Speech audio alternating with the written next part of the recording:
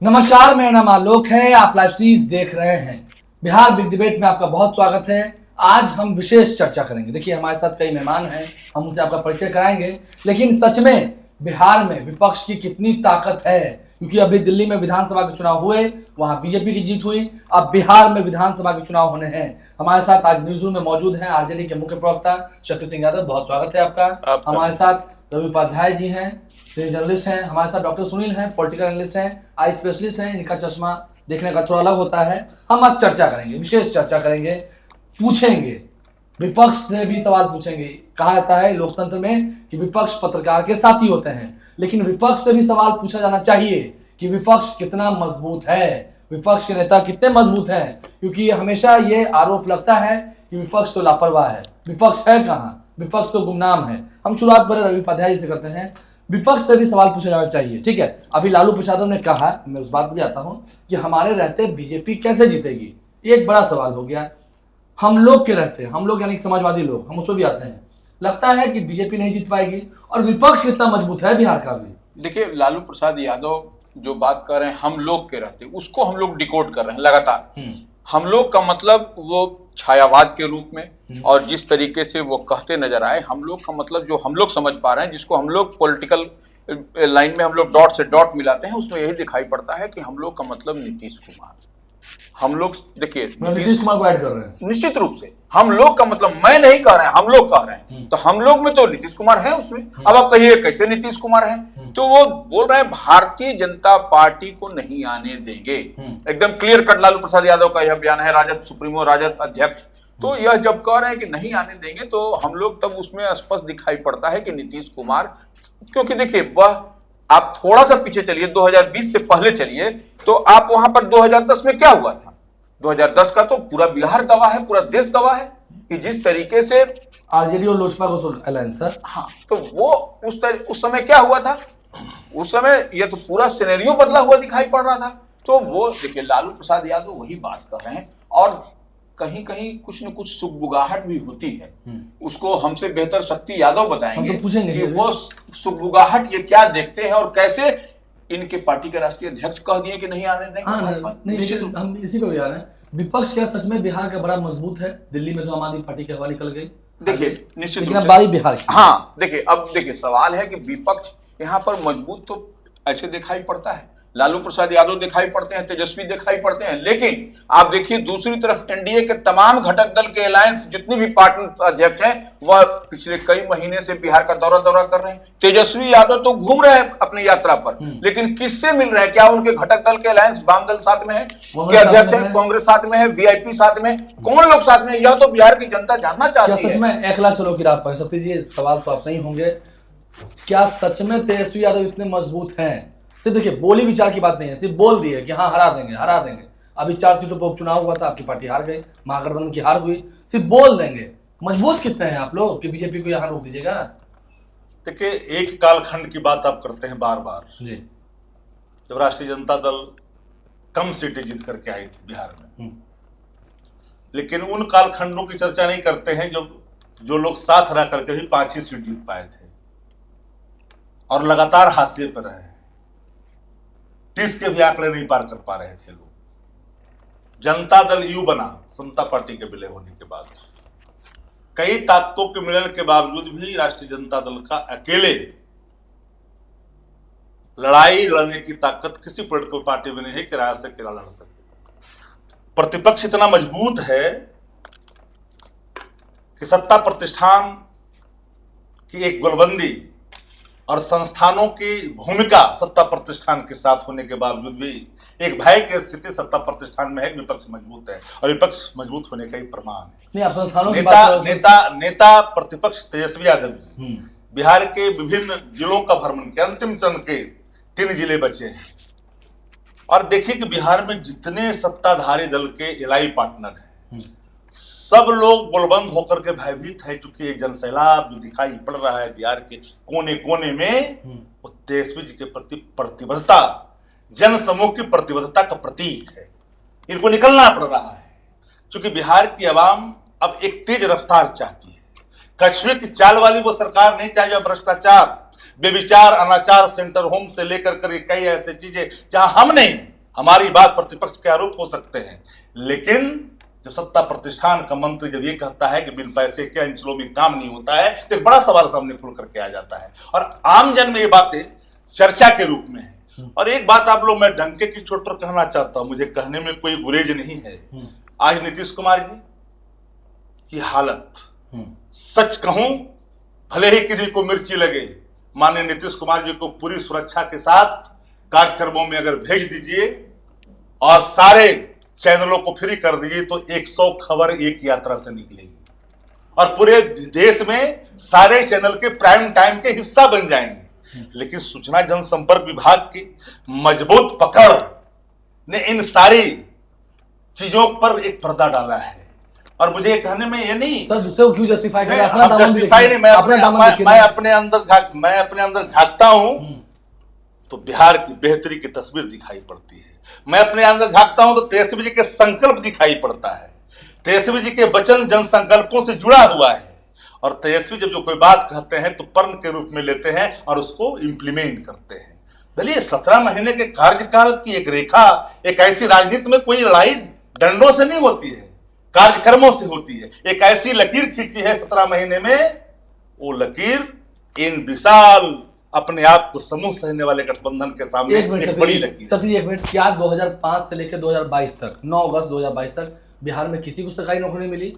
2022 के बाद ही सबको सरकारी नौकरी मिली, आप यही कहना चाह रहे हैं? अब तो लॉट में सरकारी नौकरी मिली बिहार में। हाँ। नियोजित शिक्षक यहाँ पर गरीब उपाध्याय चूंकि एक जर्नलिस्ट के भूमिका में यहाँ पर न मेरे तरफ है न तटस्थ भाव में है।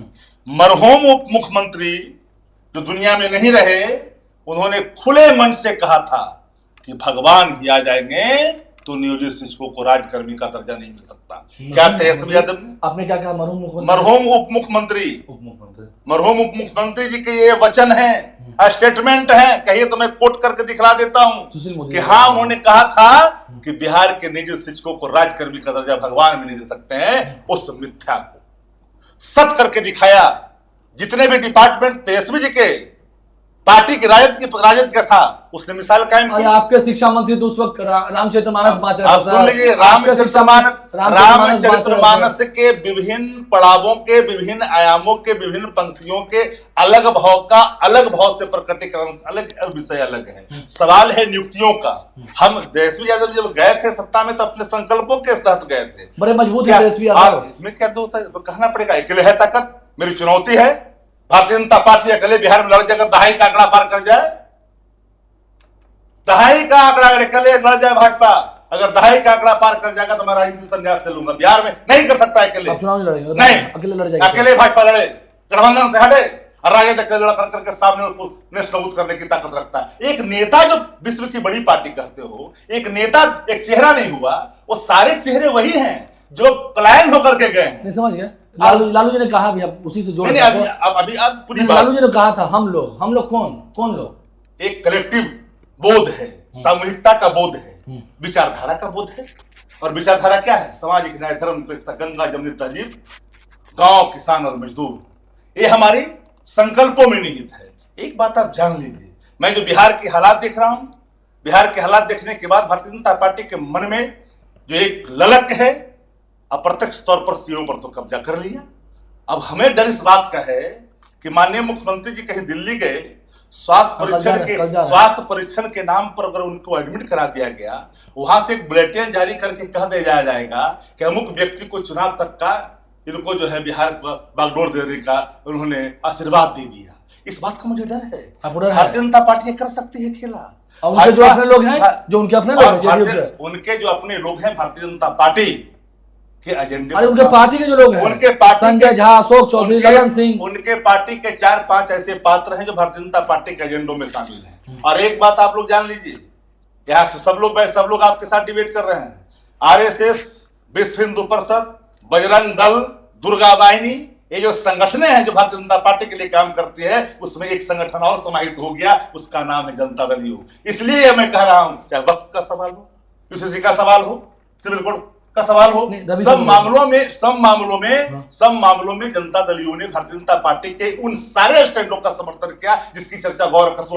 और अंतिम लाइन, एक बात और जान लीजिए, नहीं हमारे आज की राजनीति के वर्तमान जो हालात मैं देख रहा हूं और जिसको मैं बड़ी गंभीरता से देखता हूं, समझता हूं, एक अलग सी राजनीति चल रही है, उहापोह की राजनीति चल रही है। अरे भाजपा अपने एलआई पार्टनरों को डसती है। ऐसे ही आदित्य ठाकरे ने नहीं कहा, उड़ीसा को ऐसे ही नहीं निकल गया, दिल्ली की बात छोड़ दीजिए, हर वो एलआई पार्टनर जो भारतीय जनता पार्टी के साथ रहता है वो अमरलत्ते की तरह उस गाछ पर जाता है और अमरलत्ता अपने हरा भरा दिखाई देता है और उस वृक्ष के अस्तित्व को समाप्त कर देता है। अमरलत्ता कौन है, किसके साथ होना वाला है? अमरलत्ता भाजपा है। हाँ। और पौधे जो देखे आप भूल क्यों जाते हैं? और आप कह रहे हैं कि जेडीयू के साथ भी होगा? होना ही है। जेडीयू के साथ छल करेगी बीजेपी? छल नहीं, सीधे दस्तखत करेगी उस लेटर पर जहां से अस्तित्व खत्म होता, समाप्त करने की ओर। ठीक है, रवि सर भी हैं, हम आप पर 1 मिनट आप पर भी आ रहे हैं।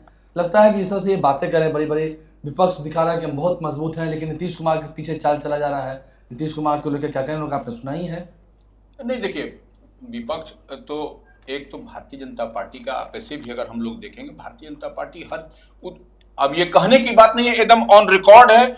हमको लगता है शक्ति सिंह यादव जो इनको याद होगा और प्रवक्ता भी हैं, मुखर प्रवक्ताओं में इनकी गिनती भी होती है, तो निश्चित रूप से इनको याद होगा किसी एक भाजपा के बड़े नेता ने एक पार्टी दफ्तर के कार्यालय में ही कहा था कि क्षेत्रीय दलों को समाप्त कर देंगे। जेपी नड्डा आए थे बिहार, जेपी तो नड्डा बिहार आए थे, याद है? ये तो वो अब वो यह जो दिखाई पड़ रहा है, आप देखिए दिल्ली में क्या हुआ, क्षेत्रीय दल वहां पर समाप्त हो गए। आप महाराष्ट्र में देखिए वहां क्या हुआ, यहां पर भी यही कहा। अब जो शक्ति सिंह यादव कह रहे हैं जिस बात को, उस बात को इससे अगर हम लोग जोड़ेंगे, डॉट से डॉट मिलाएंगे, तो यहां पर भी देखिए वो, लेकिन व्यक्ति समझ लीजिए, आप देखिए वहीं पर बंगाल में चलिए, वहां पर ममता बनर्जी को नहीं समाप्त करने का है, वहां को रखना है, वहां यहाँ पर भी लालू यादव को रखना है, समाप्त नहीं करना, नहीं करना जेडीयू को। हाँ, जेडीयू को अब तो शक्ति सिंह आप तो कहीं ना कि भाई हाँ से हाँ मिला रहे हैं। हाँ। डॉक्टर सुनील हैं, आप तो पहले जेडीयू में रहे हैं, ठीक है, तो पॉलिटिकल एनालिस्ट हैं, क्या कहते हैं जिस तरह से जेडीयू पर गाज गिराने की बातें लोग कर रहे हैं, ठीक है, युवाओं की बात हम करते हैं जो लाठी डंडे खा रहे हैं, युवाओं की तरफ तो सरकार देख ही नहीं रही है, बात तो हकीकत है। पहले तो आपका ये बातें पक्ष विपक्ष कौन कितना मजबूत कौन कितना कमजोर बातें चल रही थी कि देखिए पक्ष विपक्ष आज के दिन में नेक टू नेक है। विपक्ष के हाथ से सत्ता अगर गई तो इसलिए गई कि विपक्ष को पता नहीं है कि किन पर अटैक करना चाहिए। आज भी ये सॉफ्ट कॉर्नर नीति जदयू पर इनका है, इनको लगता है कि नीतीश जी लौट आएंगे, एक को चर्चा करते हैं और भाजपा पर अटैक करते हैं। राजद के शीर्ष नेतृत्व के विभिन्न आपस में अंतर विरोधी बयान आते हैं, एक नीतीश जी के प्रति सॉफ्ट रहते हैं।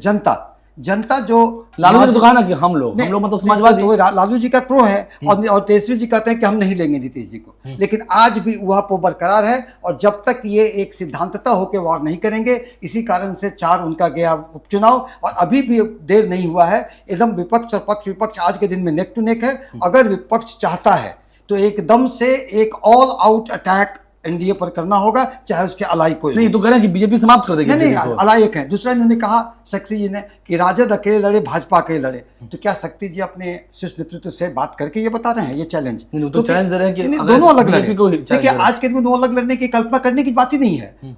क्यों विपक्ष मजबूत है मैं इसकी बताता हूँ। देखिए मुकेश सहनी पहले एनडीए में थे, मुकेश सहनी अब आपको राजद के साथ हैं। मुकेश सहनी एक नेता है जिनके पास आज मलाह का करीब निषाद समाज का 10% वोट है और उनके पास वोट ट्रांसफरिंग कैपेसिटी है। वोट ट्रांसफरिंग कैपेसिटी 3 ही नेता के पास है, मुकेश सहनी जी के पास, चिराग पासवान के पास और माले के पास। तो माले इनके साथ है, अलग है नहीं। माले के पास भी मास वोट है। नहीं, आरजेडी के पास वोट ये होता है कि मुस्लिम वोट पर ये बैंक करते हैं, लेकिन मुस्लिम वोट ने कितना बार दिखाया है उसका एक ही एजेंडा है, जो भाजपा को हरा सकता है उसको वो वोट देंगे, चाहे वो पप्पू यादव हो, चाहे वो शंकर सिंह हो, चाहे वो वैसी हो, उसका एजेंडा साफ है, कमिटेड नहीं है, इनके साथ है। तो अलग अलग लड़ने का सवाल नहीं। आज के दिन में विपक्ष जो है देखेंगे पिछला बार क्या हुआ। इन्होंने अभी रोजगार नौकरी की बात की है, शिक्षा व्यवस्था जो नीतीश कुमार कहते हैं कि हमने सुदृढ़ किया है, क्या सच में बिहार की शिक्षा इतनी सुदृढ़ है? देखिए क्या सरकारी अफसरों के बच्चे, मंत्रियों के बच्चे, नेताओं के बच्चे सरकारी स्कूलों में पढ़ते हैं? नहीं पढ़ते तो क्यों नहीं पढ़ते हैं? देखते राइट टू एजुकेशन एक्ट के बाद यह हुआ कि सुदूर क्षेत्रों में स्कूल खोला जाएगा।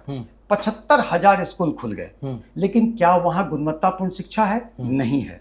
75,000 स्कूलों में करीब 500 से ज्यादा स्कूलों में 0 स्टूडेंट है। आज तो रवि से कुछ आंकड़े बताया, मैं क्या बताऊं, 0 स्टूडेंट है और 1000 स्कूलों में 0 शिक्षक हैं। जितने शिक्षक को हैं उनसे अन्य कार्य, हरवाहा वाला कार्य लिया जाता है। पढ़ाई छोड़ा करके तुम टेबल बेंच देख लो, कुर्सी बेंच देख लो, आप स्कूल बनवाओ। तो ये लोग ठेकेदारी प्रथा में है जितने अधिकारी। देखिए डीओ के यहाँ से करोड़ों करोड़ रुपए मिले, तो ये लोग ठेकेदारी में डेस्क बेंच इंफ्रास्ट्रक्चर में लगे हुए हैं। भ्रष्टाचार तो हो रहा है, भ्रष्टाचार एकदम चरम पर है। गुणवत्तापूर्ण शिक्षा नहीं है, और जब शिक्षा नहीं होगा लोग जी, तो युवा का रोजगार भी नहीं होगा। कितना भी हम नौकरी दे दे, देखिए के पाठक के कारण नौकरी हुआ शिक्षकों का, लेकिन जब के पाठक काम लेने लगे उन लोगों से, तो उनको इंडिकेशन किया कि तुम बाहर जाओ। ये केवल रोजगार की बात भी, एक नौकरी देने की बात भी नेतागिरी कर रहे हैं। नेतागिरी की बात नहीं है, उनसे पढ़ाया नहीं जा रहा है। शिक्षा व्यवस्था तो एकदम लचर है ना। देखिए शिक्षा व्यवस्था तो आंकड़ा बता दो। खाली सिर्फ आपको कागज पर दिखाई पड़ता है, लेकिन आप एक बात समझ लीजिए, अभी डॉक्टर साहब कह रहे थे शिक्षा व्यवस्था पर, हम उसमें एक लाइन बोलेंगे, ज्यादा नहीं। देखिए यूपीए का कार्यकाल याद करिए, उस समय एक बात था, ईच वन टीच वन का प्रोग्राम चलता था। ईच वन टीच वन का क्या प्रोग्राम था, इसको जरा सा एनालिसिस करें। सभी पढ़े कार्यक्रम था वो देखिए प्रौढ़ शिक्षा था, उसमें जो मान लीजिए अनपढ़ है, जो नहीं पढ़े लिखे, उसको भी टीच करने की योजना थी। और ग्रामीण सुदूरवर्ती इलाके में यह चलता था। अब डेटा निकाल नहीं, तो अभी तो इनका भी मजाक उड़ाते हैं ना, चरवाहा विद्यालय के बारे में बोलते हैं बीजेपी के लोग। चरवाहा विद्यालय वाले क्या बताएंगे भाई? वही विद्यालय तो खोल रखा है। पशु अनुसंधान क्या है? पशु अनुसंधान शिक्षण संस्थान क्या है? उसका नाम अलग कर दिया आपने। है तो वही, पैटर्न भी वही है, वही चीज है, उसी एक्ट से बना हुआ है, उसी तरह किया जा रहा है। देखिए शिक्षा की जहां तक चर्चा करिएगा, लाख कोई दोषारोपण कर ले, लेकिन जो आदरणीय लालू प्रसाद जी के समय में शिक्षा में एक गुणात्मक परिवर्तन आया। क्या? गांव में खपड़ैल स्कूल भी एक गुणवत्ता का प्रतीक था, क्वालिटी की बात, क्वालिटी एजुकेशन था। गांव में बिना चारदीवारी के स्कूल क्वालिटी का प्रतीक था। लेकिन आज चारदीवारी, रंग रोगन, माध्यमिक शिक्षक अभियान का पैसा, सर्व शिक्षा अभियान का पैसा, बिल्डिंग का निर्माण। अब बता दो बिल्डिंग के निर्माण तो हुए कब हुए? कितना काम हुआ पता है जी आपको? आपको कितना काम हुआ पता है? जानकारी नहीं है तो आपको कितना काम हुआ पता है जी? जानकारी प्राप्त कर लीजिए। 5 के बाद कितना काम हुआ पता है जी? ये रवि उपाध्याय जी बेहतर आपको बता देंगे, क्योंकि एक अच्छे जर्नलिस्ट हैं, और हम लोग अपना हैंड नोट लेकर करके प्रेस विज्ञप्ति का रूप में जाकर के टेबल पर थमाते थे छापने के लिए।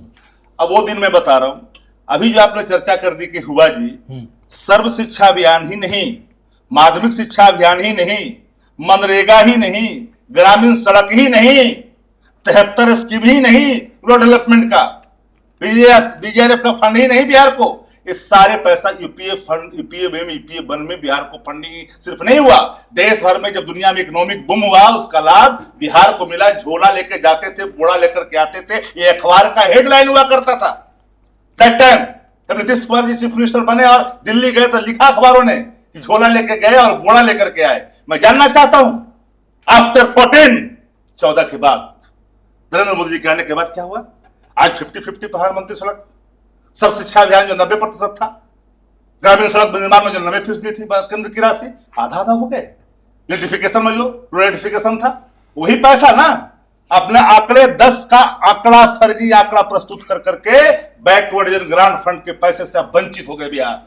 आप नहीं जानते हैं, शिक्षा में गुणात्मक परिवर्तन के बजाय शिक्षण संस्थानों को आपने कहां खड़ा कर दिया? क्या यही वजह है कोचिंग माफिया पनप गए? स्वाभाविक तौर पर कोचिंग माफिया ने आपके स्कूलिंग को समाप्त कर दिया। आपने क्या कहा भैया? आपने कहा स्कूलिंग के बारे में कि भाई क्वालिटी एजुकेशन। जब इस देश के अंदर में right to privacy, right to education सब पर हमले होंगे, तो इसका सीधा दंश कौन भुगतेगा? वो लोग जो गांव और कस्बों में रहने वाले, किसी जात धर्म और मजहब का व्यक्ति क्यों ना हो, जो गांव में रहता है, रूरल एरिया में रहता है, बच्चे उनके पढ़ने जाते हैं, जिनके पास जो हैंड टू माउथ है। आज अगर 96 लाख परिवार अगर बिहार के अंदर में 6000 जिसकी मासिक आय बची हुई है, वो गरीब कहां जाएगा? उसके पास कहां पैसा है बता दो? वो कैसे शिक्षा दे सकता है? अराजकता की स्थिति बिहार में क्यों है? चोरी क्यों? दिन दहाड़े रेप क्यों? हत्याएं क्यों? लूट क्यों? एक बात और जान लीजिए, देखिए कई लोग, मैं विनम्रता के साथ करता हूं, नीतीश मोदी बिहार की राजनीति, अभी तो नीतीश जी के मंत्री कहे थे कि केंद्र सरकार ने बजट में इतना दिया, मोदी सरकार की तारीफ। अब मैं चर्चा कर देता हूं। हाँ। अब रवि जी यहां पर हैं। ग्रीनफील्ड एयरपोर्ट कहां? बुदेरा गया तो कहा कि एक सोनपुर में, एक राजगीर में। ग्रीनफील्ड एयरपोर्ट, बजट एलोकेशन 0 बटा सन्नाटा, बताया नहीं। और हर बजट में ये बिहटा एक्सटेंशन की चर्चा, पटना एक्सटेंशन की चर्चा।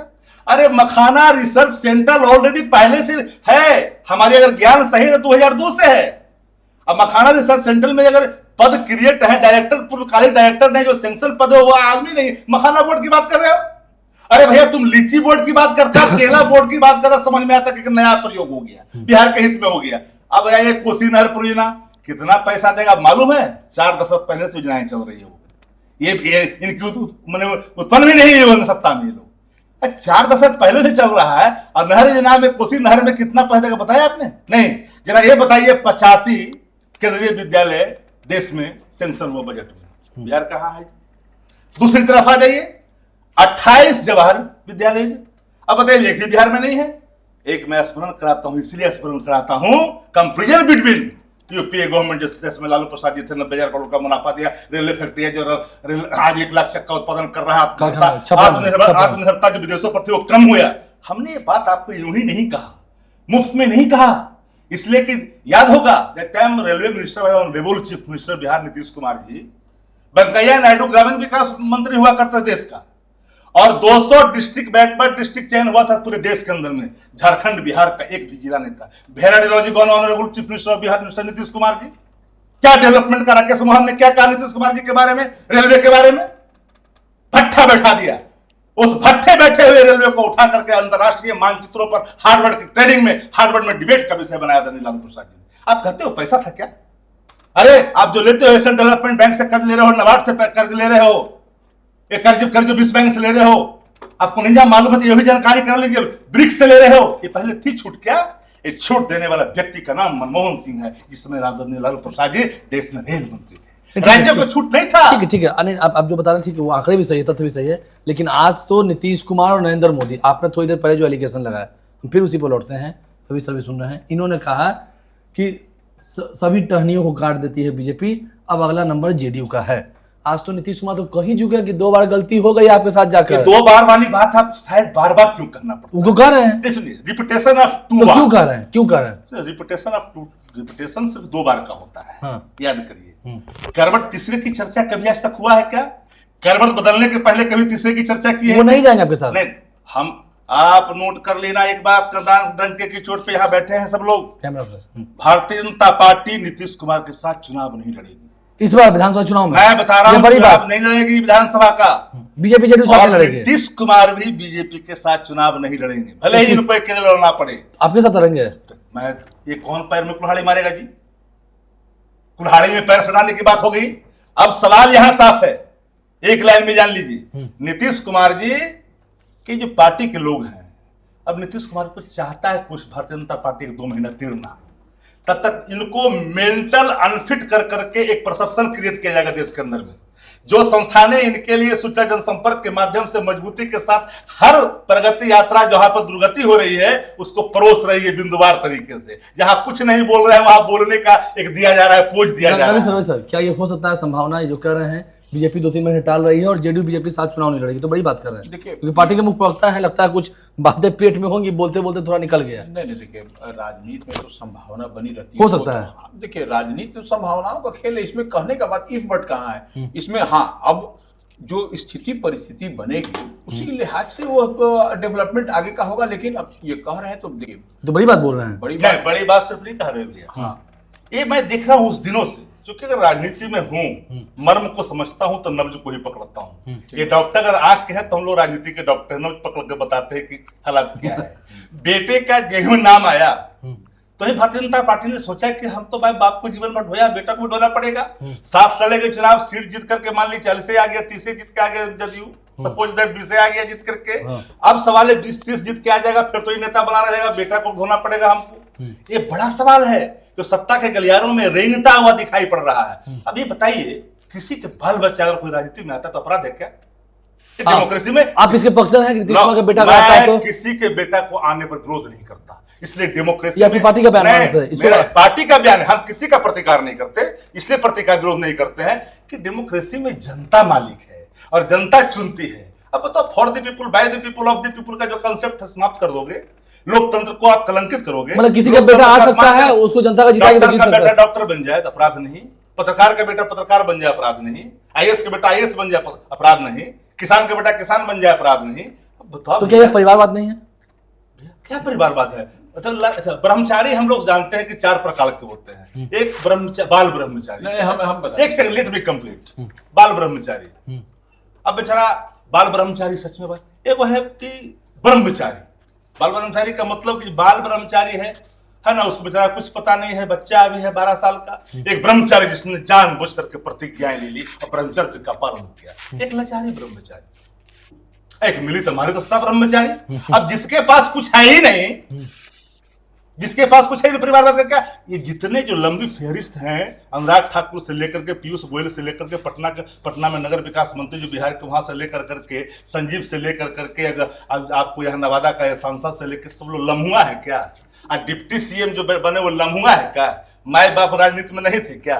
ये सब कौन सी भाषा है? अरे भैया, आप अगर थोप भी दोगे, जनता तय करती है। जनता अगर तय करेगी तो ठीक है, ओके है। जनता तय करती है।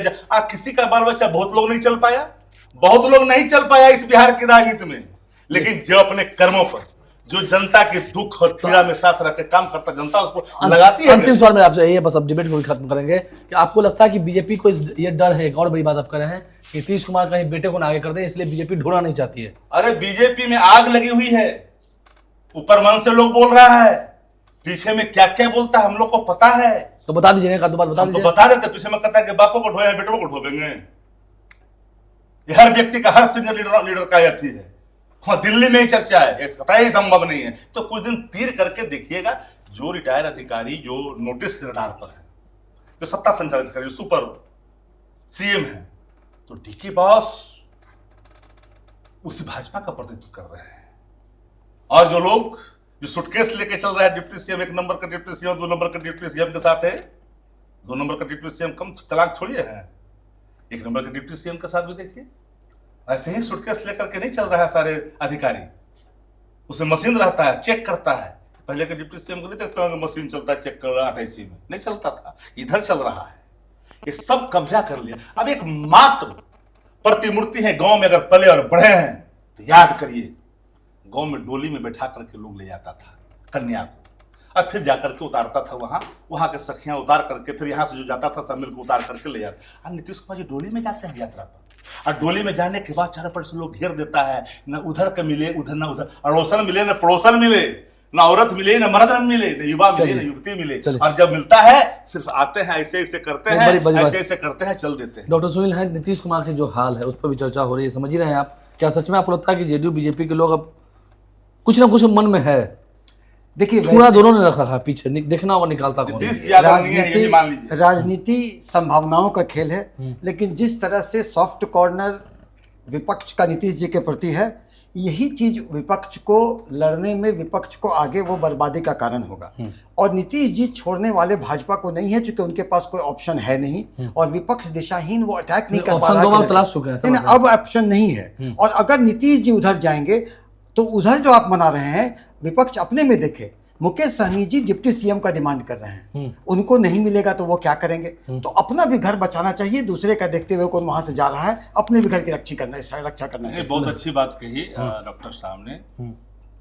हम सनातन धर्मावलंबी हैं, और हम ये तय करते हैं कि प्रहार किस पे करनी चाहिए। सामने वाला अगर योद्धा प्रहार के योग्य नहीं बचा है तो प्रहार करना अधर्म हो जाता है। तो मतलब वो प्रहार के योग नहीं बचा, प्रहार के योग जब नहीं बचता है तो प्रहार करना नहीं चाहिए। तो बीजेपी पर प्रहार नहीं कर पाएगी। हमने जदयू पर प्रहार जबरदस्त करते हैं सरकार के कार्यप्रणाली पे। नीतीश कुमार की बेबसिया आप याद करिए, आदरणीय नेता रामविलास पासवान जी जब हार गए थे तो ममत्व का भाव इसलिए था कि समाजवादी थे, लालू जी का स्नेह और प्यार का प्रतिफल था कि राज्यसभा तक भेजे। ये लालू जी ही कर सकते हैं, हर कोई नहीं कर सकता। तो फिर नीतीश कुमार को अगर बीजेपी ठंडा करेगी तो ले आएंगे, ये भी बोल दीजिए। नीतीश कुमार जी बिहार के माननीय मुख्यमंत्री, अगर बीजेपी उनको ठंडा करेगी तो भाई गले लगा लेंगे ना बड़े भाई। सवाल वो नहीं, सवाल ही कहाँ पैदा लेता, वो सवाल पैदा नहीं लेता। कैसे नहीं हो सकता? ऐसे जोर से बोल मैं जोर से बोल रहा हूँ। आप एग्जांपल क्यों बोल रहे हैं? सवाल कहाँ पैदा, आप एग्जांपल क्यों दे रहे हैं? आप सुनिए, आप रामविलास पासवान एग्जांपल इसलिए दे रहा हूँ, सुनिए। समाजवादी इस बात का जरूर से नहीं प्रेम रखते हैं कि अपने के बीच का व्यक्ति अगर कोई बर्बादी की कगार पर पूरे अपने बनाए हुए विरासत को छत और विछत करता है तो ममत का भाव जगता है और हम लोग संकेत देते हैं। मैं जानता हूं कि कि आज स्थिति वही है, छत और बिछत वाली स्थिति है। और नीतीश कुमार जी के साथ जो पात्र है ना, उन पात्रों की पड़ताल करिएगा तो आइडियोलॉजी जो सीधे मैच खाता है वो भारतीय जनता पार्टी से खाता है। तो ऐसे पात्रों को बिहार के अवाम समझ नहीं रही है क्या? देवेश चंद्र ठाकुर जी अगर बोल देते हैं कि मुसलमान के खिलाफ बोलते हैं वोट नहीं देता है, वही जाकर मुजफ्फरपुर में कह देते हैं ललन सिंह जी की वोट नहीं देता है, अब पार्लियामेंट में वक्फ के सवाल पर सीधे भारतीय जनता पार्टी की फील्डिंग करने लगते हैं, तो बिहार में मैसेज नहीं जाता है क्या?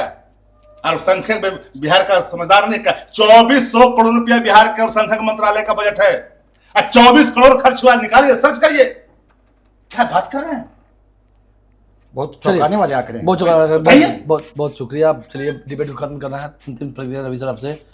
हो कुछ भी सकता है नहीं देखिए प्रेम और ममता दिल में दिख रही है। नहीं, ठीक है, ममता दिखना भी चाहिए। देखिए तेजस्वी, और बड़ी बात इन्होंने कही है, नहीं, सबसे बड़ी बात कि बीजेपी जेडीयू साथ चुनाव नहीं लड़ेगी। देखिए बड़ी बात नहीं, देखिए एक बात समझिए, तेजस्वी कभी भी बिलो द बेल्ट बात नहीं करते हैं अपने चाचा के लिए। वो हमेशा सम्मान सूचक शब्द का इस्तेमाल तो करते वो हैं। प्रेम जगेगा ना अगर नीतीश तो कुमार को निश्चित- ठंडा करने लगेगी हाँ, बीजेपी निश्चित रूप से। अन्य राज्यों की ये तरह। आदर का प्रतीक है। हाँ तो आदर दिखाएंगे ना यहाँ पे। आदर तो हम सबके प्रति दिखाते हैं, आदरणीय प्रधानमंत्री जी कह देते हैं। चलिए बहुत शुक्रिया। नीतीश कुमार दिल्ली जा रहे हैं, देखिए क्या होना है क्या नहीं। लेकिन शक्ति सिंह यादव ने बड़ी बड़ी बातें जो कही हैं इस चर्चा में, आज बहुत बड़ी बड़ी बातें हुई हैं।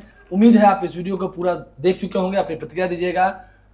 फेसबुक पेज पर अगर इस वीडियो को देख रहे हैं तो पेज को लाइक कीजिएगा, हमारे चैनल को सब्सक्राइब कीजिएगा। बहुत धन्यवाद।